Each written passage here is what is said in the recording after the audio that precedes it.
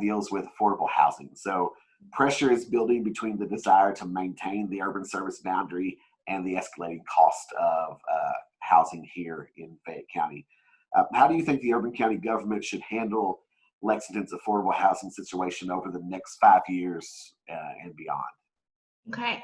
Yeah, I get that question a lot. And so I think right now we definitely need to keep the urban service boundary where it is. I have read a lot of articles in Lexington right now. We still have the capacity for infill and redevelopment. So I think we should exhaust all of those opportunities before we even have the discussion of expanding that urban surface boundary. That's something that I believe that a lot of us, including myself, are very proud of. I mean, we are one of the first cities to create that, to protect our farms. And that's part of our tourism. And I think that we should really look into infill and redevelopment before we think about the urban service boundary. Now, with affordable housing, I think a part of that plan is to focus on affordable housing. And I know that's one of the questions later on is talking about the budget, but I think the budget should also reflect the fact that we need to put an emphasis on making sure that we have a spectrum of housing that is inclusive of everyone that is already here.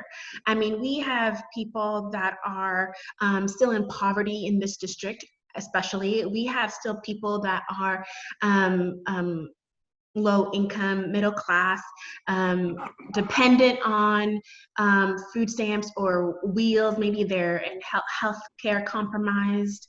And so we need to make sure that we're taking care of those individuals that are already here, and also welcoming individuals that may need different types of housing. We want people to come and explore our city. And so I think a spectrum of housing that is inclusive of different income levels is really important. And I know we'll talk about the budget later, but I think affordable housing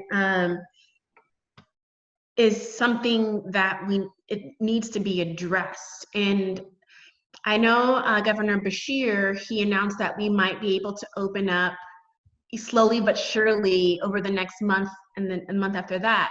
But the longer that we are closed, the gaps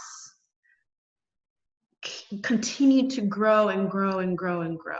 And so now we have a lot of leeway. I mean, they've allowed people to hold off on their student loans. They've allowed people to hold off on their mortgage payment. But once we start to open back up, those kind of like Corona saviors will be relaxed, but we don't know if they're going to be jobs. And so people may get back to work at different times, and we need to be able to support them in that transition.